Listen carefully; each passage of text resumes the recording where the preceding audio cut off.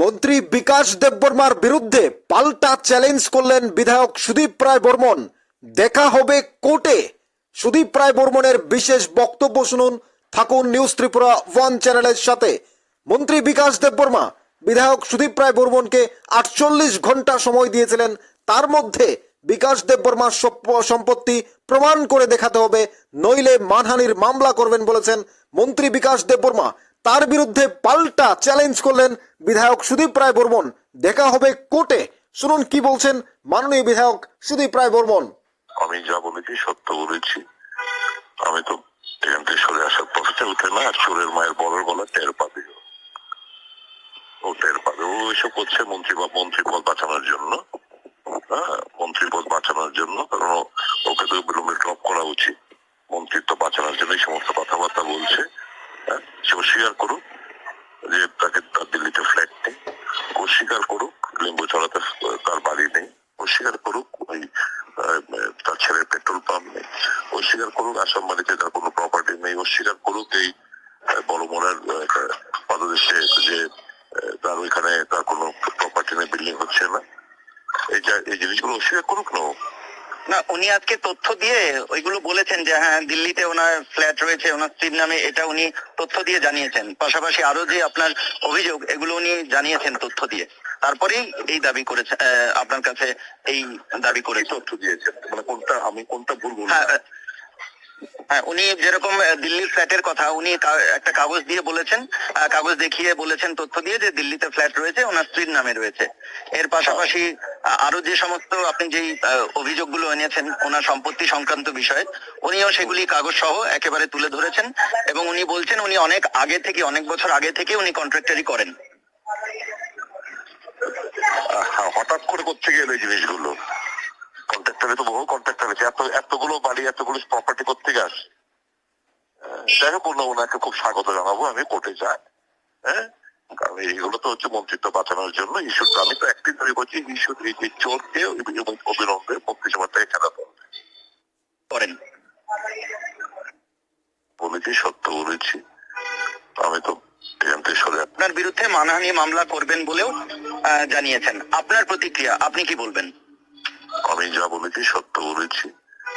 আমি তো এখান থেকে সরে আসার পথে উঠে না, আর চোরের মায়ের বড়র গলা টের পাবে, ও টের পাবে। ও এসব করছে মন্ত্রী পদ বাঁচানোর জন্য। হ্যাঁ, মন্ত্রী পদ বাঁচানোর জন্য, কারণ ওকে তো বিলম্বে ড্রপ করা উচিত।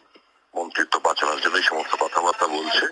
হ্যাঁ, সে অস্বীকার করুক যে তাকে তার দিল্লিতে ফ্ল্যাট নেই, অস্বীকার করুক লিম্বু চড়াতে তার বাড়ি নেই, অস্বীকার করুক ওই তার ছেলের পেট্রোল পাম্প নেই, অস্বীকার করুক আসাম বাড়িতে তার কোনো প্রপার্টি নেই, অস্বীকার করুক এই বড় মোড়ার পাদদেশে যে হ্যাঁ দিল্লিতে ওনার ফ্ল্যাট রয়েছে তথ্য দিয়েছেন। মানে কোনটা আমি কোনটা ভুল বলছি? এর পাশাপাশি আরো যে সমস্ত আপনি যেই অভিযোগ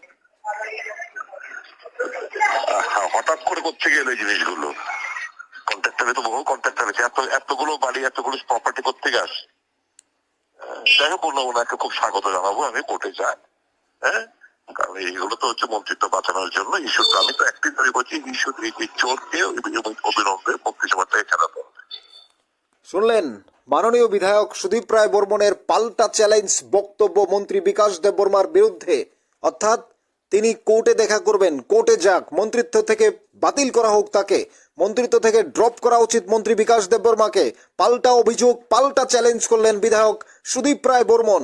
আর বলেছিলেন বিকাশ দেববর্মা বলেছিলেন 48 ঘন্টার মধ্যে সময় বেঁধে দিয়েছিলেন বিধায়ক সুদীপ রায় বর্মনকে। মন্ত্রী বিকাশ দেববর্মা 48 ঘন্টা সময় দিয়েছিলেন, তার মধ্যে প্রমাণ করতে হবে বিকাশ দেববর্মার সম্পত্তি নিয়ে বিধানসভায় যে অভিযোগ করেছিলেন বিধায়ক সুদীপ রায় বর্মন তা প্রমাণ করে দেখাতে হবে। তা নইলে আদালতে যাবেন কিংবা মানহানির মামলা করবেন বলেছিলেন মন্ত্রী বিকাশ দেববর্মা। এবার পাল্টা চ্যালেঞ্জ করলেন আবারও মন্ত্রী বিকাশ দেববর্মা। যেভাবে সুদীপ রায় বর্মনের বিরুদ্ধে চ্যালেঞ্জ করেছিলেন, যদি প্রমাণ করতে পারেন বিধায়ক সুদীপ রায় বর্মন তাহলে তিনি রাজনীতি ছেড়ে দেবেন। আর এবার পাল্টা অভিযোগ করলেন মন্ত্রীর বিরুদ্ধে সুদীপ রায় বর্মন। কোর্টে যাবেন, কোর্টে গিয়ে দেখা হবেন বলছেন চোরের মায়ের বড় গলা। এবার কোর্টে দেখা হবে, তখন বুঝবে। অর্থাৎ পাল্টা অভিযোগ চ্যালেঞ্জ, পাল্টা চ্যালেঞ্জ। অর্থাৎ রাজ্য রাজনীতির তোলপাড় ভয়ঙ্কর হয়ে উঠেছে। আগামী এডিসি নির্বাচনের আগেই রাজ্য রাজনীতির তোলপাড় চলছে। অর্থাৎ এই যে বক্তব্যগুলো, এই যে পাল্টা অভিযোগ একেবারে জনসমাবেশে চলে এসেছে, কার কতটুকু সম্পত্তি আছে, মন্ত্রী হওয়ার পর কে কি বানিয়েছেন, বিধায়ক হওয়ার পর কে কি করেছেন। মন্ত্রী বিকাশ দেববর্মা যেমন অভিযোগ করেছিলেন সুদীপ রায় বর্মনের বিরুদ্ধে, সুদীপ রায় বর্মন অভিযোগ করেছিলেন মন্ত্রী বিকাশ দেববর্মার বিরুদ্ধে। অর্থাৎ চ্যালেঞ্জ, পাল্টা অভিযোগ করতে করতে, ব্যক্তিগত আক্রমণ করতে করতে এবারে জনসমাবেশে চলে এলো সমস্ত বক্তব্যগুলো। আপনারা কিভাবে নেবেন জানাতে পারেন কমেন্টস বক্সে। থাকুন নিউজ ত্রিপুরা ওয়ান চ্যানেলের সাথে।